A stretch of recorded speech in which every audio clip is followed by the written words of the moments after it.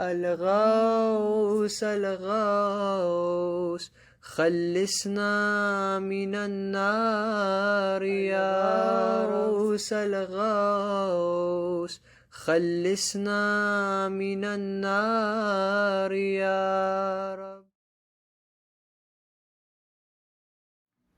بسم الله الرحمن الرحيم.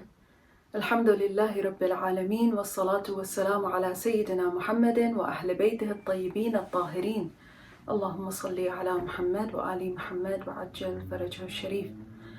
Alhamdulillah, yesterday we looked at one other description or attribute of Allah subhanahu wa ta'ala from dua Jauwshan, Ya man lahul qudratu wal kamal. Let's proceed today and look at the next one, Ya man lahul Mulku wal Jalal. Remember, we're looking at the sifat of Allah subhanahu wa ta'ala when Allah is not talking about His names, but what He has control over. Ya man lahu, O the one for whom is, and then the names keep changing.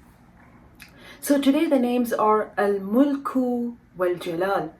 Let's concentrate on al-Mulk today. And of course, we've read it in the Quran many times when we say Maliki Yawmiddin.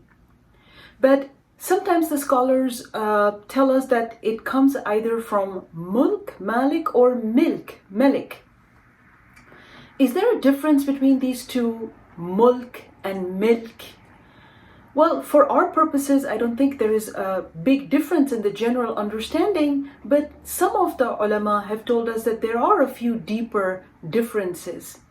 For example, Mulk means a possession that is in your hands at all time. So you have access to that possession, then that would be called Mulk, if something is in your possession. And they say that Milk is something that you have access over even if it is not in your possession. Say, for example, it's been taken by someone else, but you still have control over it. Like I said, this is a very minute difference, but for Allah subhanahu wa ta'ala, there is no such thing as giving away possession to anyone. So Milk or Mulk, it all belongs to Him. Now, when we try to understand Mulk as a domain or everything that is seen and unseen, if you ask me, what is my Mulk today? Well, I don't really own anything except maybe a car.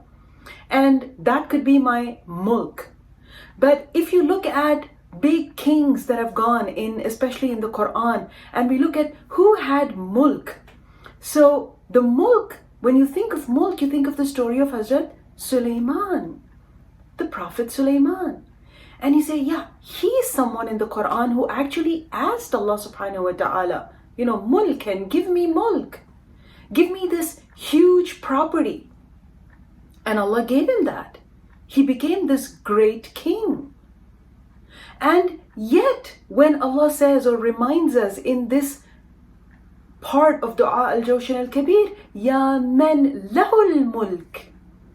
Even if someone possesses the Mulk, like the kind of Mulk that was given to the Prophet Sulaiman, it is nothing in comparison to what Allah has in His domain. For example, we see in the story of Hazrat Sulaiman that he was given the Mulk of the Ins and the Jinn. So he had control over the seen world and a part of the seen world and a part of the unseen world, which is the Jinn. Yet, when Malikul Maut came to him, you know this story. When Malikul Maut came to him, and of course, angels visit prophets, many times in their life. So Sulaiman saw him, and we know in narrations that Sulaiman, the Prophet Sulaiman, was standing on a hilltop, and he was leaning on his staff, on his asa, on his rod, and he was overseeing the work of the jinn. The jinn and the ins were busy building something, and he was overseeing their work from that hilltop. When Malikul Maut comes to him and says salam, Hazrat Sulaiman answers him and says, are you here to greet me, or is this just a social visit? And then Malikul Maut says, no, I'm here on an official visit and I have to take your ruh with me. God has sent me with this mission. And even with the control of everything, Hazrat Sulaiman said, can I just sit down because I'm standing on the staff? Can I just sit down? And that was not even granted. And before he knew it, Malikul Maut had taken his soul away. Even after having access to a part of the seen world and a part of the unseen world, a great king, a great Malik like Sulaiman also had to give in to Ya man lahul mulk.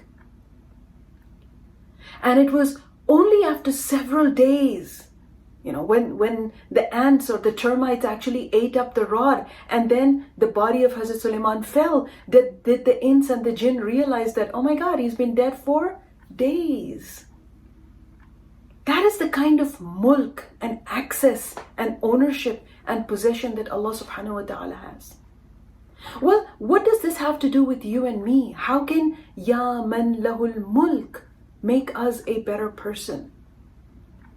I think for this I find answer in what Amir al-Mu'mineen Ali ibn Abi Talib alayhi salam used to say.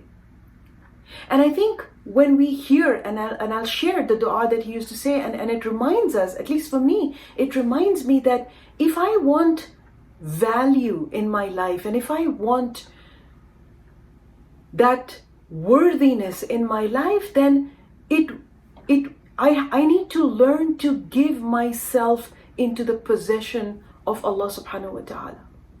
Let him be my Malik.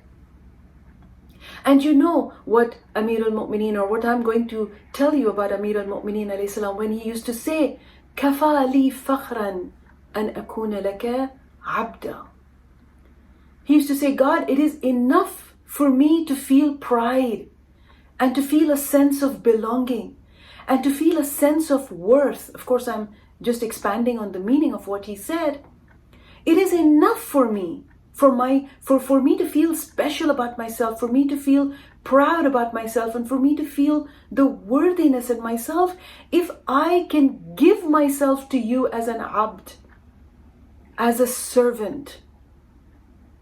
Perhaps this is the practical application of Ya man lahul mulk. It's one thing for me to say, God, you have possession over everything, and I feel that I would not be comfortable if I gave myself to God, if I gave in to God and let him be my possessor and my Malik. And Amir al-Mu'mineen reminds us, كَفَى لِي فَخْرًا أَنْ أَكُونَ لَكَ عَبْدًا. It's enough for me if I can give myself to you in servitude, Ya Allah, Ya Malik, Ya man lahul mulk. وَكَفَى بِي عِزًّا أَنْ يَكُونَ لِي رَبًّا. And for me, it is enough respect, it is enough for me to empower me that you are my Rabb. So I hope when we read this, Ya man lahul Mulku wal Jalal, and inshallah tomorrow we look at this aspect of Jalal and then how both these words together make sense. He has Jalal because of his Mulk. But for today, let us try and practice what are the ways or what are the parts of my life that I've become so attached to that I cannot give up for Allah subhanahu wa ta'ala, for his Mulk and his Jalal. Maybe this is a place of tarbiyah for myself and you. May Allah subhanahu wa ta'ala accept from us these few minutes of reflection in this holy month, and may he grant us our desires and an elevated status for our marhumeen. Walhamdulillahi Rabbil Alameen. Wassalamu alaikum wa rahmatullahi wa barakatuh. سبحانك يا لا إله إلا أنت الغوث الغوث خلصنا من النار يا رب.